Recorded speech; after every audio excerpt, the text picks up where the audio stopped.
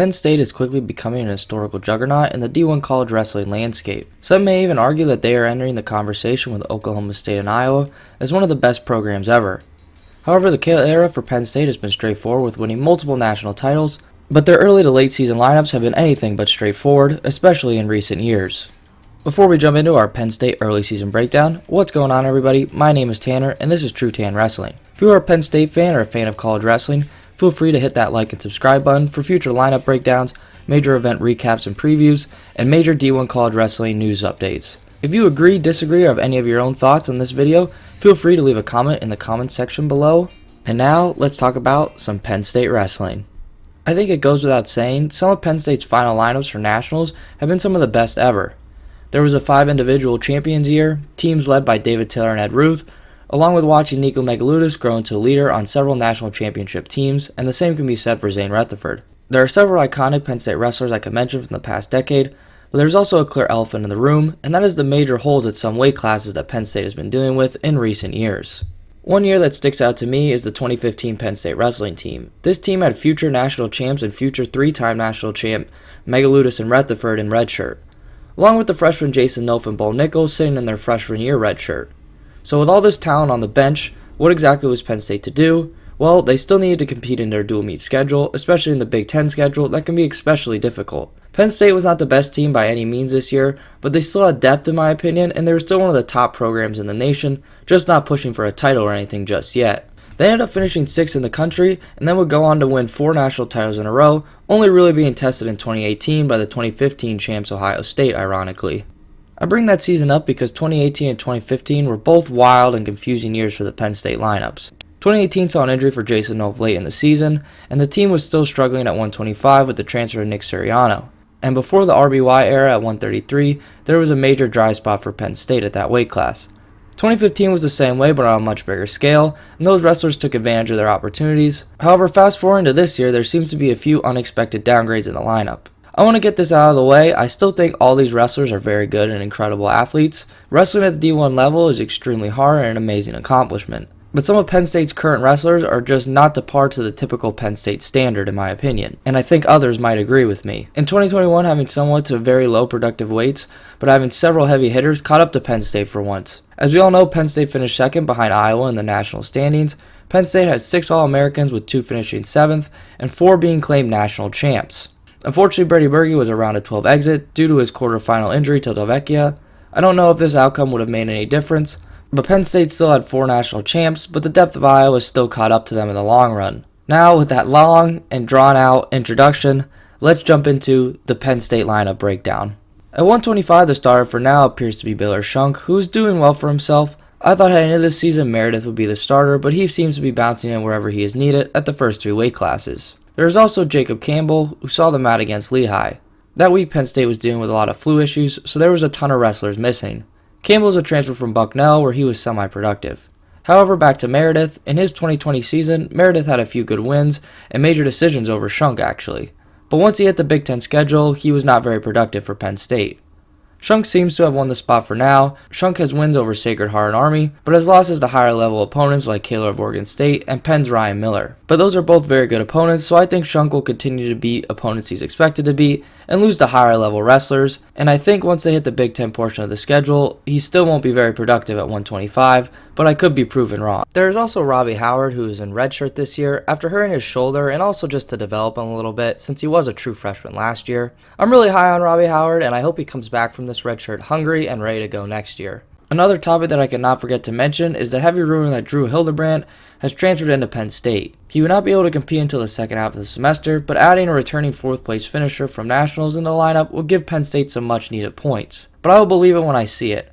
However, if the rumor is true, I am very excited to see Hildebrandt in a Penn State singlet in January through March. This is also a very good time to mention that Cale Sanderson is not very helpful on media day, considering he neither confirmed nor denied that Drew Hildebrandt will be transferring into Penn State. 133 and 141 are similar to last year, with returning national champs Roman Bravo Young and Nick Lee. Both have missed matches and Meredith has filled in. I believe both of these misses are due to illness and rest. Meredith actually had the opportunity to beat Army Shi, which was kind of impressive considering he's up 2 weight classes, but he would later drop a major decision at 133 to Colloquio of Penn, who Meredith actually beat last time they met at 125. 149 has seen starter Bo Bartlett, who has really been competing this year. Currently, he is 4-1 on the season with 3 ranked wins over Army, Penn, and Oregon State, and his only loss came to a very good youngster Brian of Lehigh in a controversial match. However, basically all of his matches have been heart-stoppers this year. 2 of his wins came in overtime, one being a ride-out win and one being a takedown win. Bartlett's win over Crooks was a ride-out win, which is very impressive considering he's a second-year freshman. But overall, I really think Bartlett will be productive for the Nittany Lions this year, but he probably won't be a bonus point machine against quality opponents. But wins are wins and wins are points in March. He was also dominating the Bryan match when he started giving up scores and just couldn't close out the match, which is a little unlike him based off all his close matches this season. 157 was a weight class I was really excited for coming into this year. Brady Berge was an early exit from college wrestling due to too many injuries, which stinks, and I hope the best for him as I believe he is coaching at South Dakota State now, but regardless, Penn State still needed to fill the 157 gap. There was a rumor of Joe Lee actually dropping down a weight, and if he can make the weight healthy, I am all in for him dropping, because he can for sure be a viable option down from 165. His productivity was pretty low at 165, and he was a highly recruited individual, and the 157 landscape might fit him a little better. The only problem is he has yet to wrestle at either weight class this year for Penn State, so Penn State needs to go down a few more rings on the depth chart. The Nittany Lions started their first 2 duels with Joey Bloomer, who dropped 2 matches to Sacred Heart and Oregon State. Both wrestlers were talented opponents, but Bloomer did not look very impressive. Bloomer was a high recruit from the Keystone State, so a push in productivity is definitely possible. The next few duels, Penn State ran out Terrell Bearclaw, who is typically a 149, and he actually has some good matches at that weight class.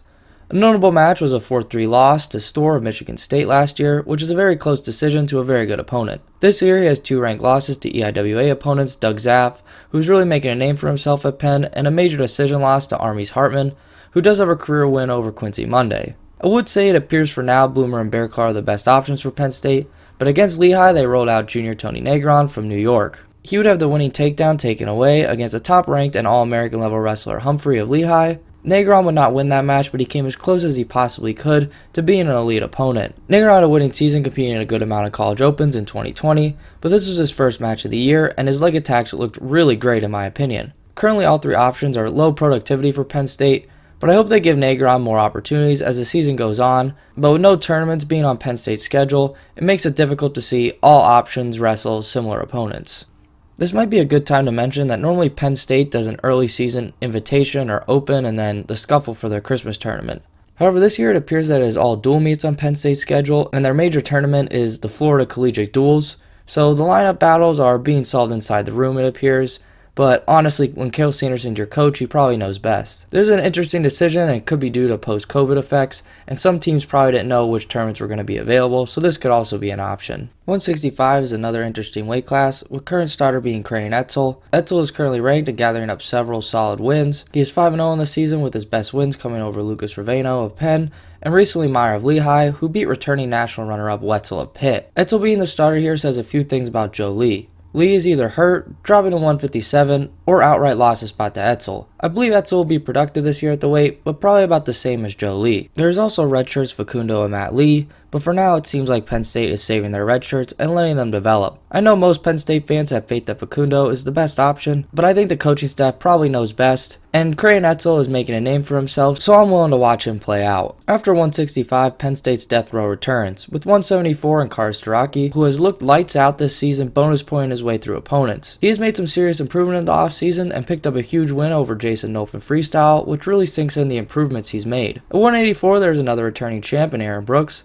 who only missed 2 matches so far due to illness, and Donovan Ball filled in, picking up 2 victories. Ball only wrestled at the Journeyman tournament before the Penn and Lehigh duel, and only lost to Penn's Jake Hendricks, but then would beat a soon Penn starter Martinez in the duel by way of 11-4 decision. Brooks is still the man at the weight, and he's also looked amazing in his small sample size of matches. 197 is another wild weight for Penn State. There's currently the wrestle-out battle between Michael Beard and Max Dean. I will say they both look great so far in their limited matches. Beard won the Journeyman tournament easily, and Dean seems to have developed a great top game. Dean was moved up a weight class from 184, where he was the national runner-up, after beating Buckeye heavy favorite Miles Martin in the semifinals of that year's Nationals. Unlike some of the weights, I think both options would be great for Penn State. I really wish Penn State was going to the scuffle this year to see this battle possibly play out.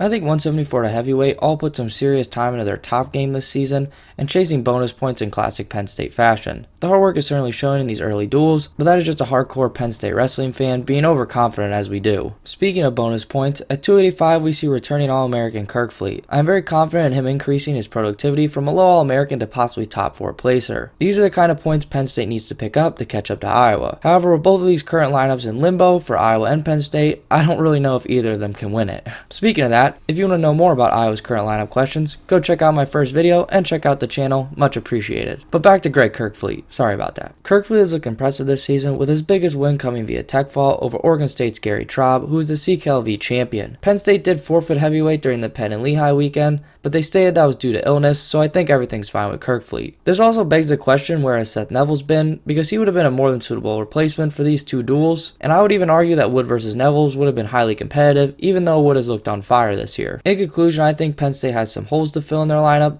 but in classic Penn State, aka Kale fashion, these answers won't be fully answered until Big Tens. I'd love to see a projected lineup with Hildebrand at 125, Jolie at 157, and Facundo, Matt Lee, or Etzel at 165, but as a wrestler, I understand there's a million factors that go into these decisions. I do know regardless of the current outcome, Penn State will always be a heavy contender to win a national title this year. Their next big test is December 20th and 21st at the Collegiate Duels in Florida, where they will see the school Max Dean transferred out of Cornell and Northern Iowa before crossing over to get another highly ranked opponent. You can watch all these matches on Rofkin with a paid subscription. I should be making a video previewing this event so you all know what to look for, so be on the lookout for that. And I think we'll get a lot of answers regarding lineups with several teams, but like always, with answers, we get a ton more questions. With all that said, feel free to hit that like button if you like this video. If you love this video, hit that subscribe button to grow the sport of wrestling and my channel. I make future lineup breakdowns, event recaps / previews, and breaking wrestling news stories. If you disagree, agree, or notice something I missed in my analysis, feel free to leave a comment in the comment section below. And finally, I wish you all a great day,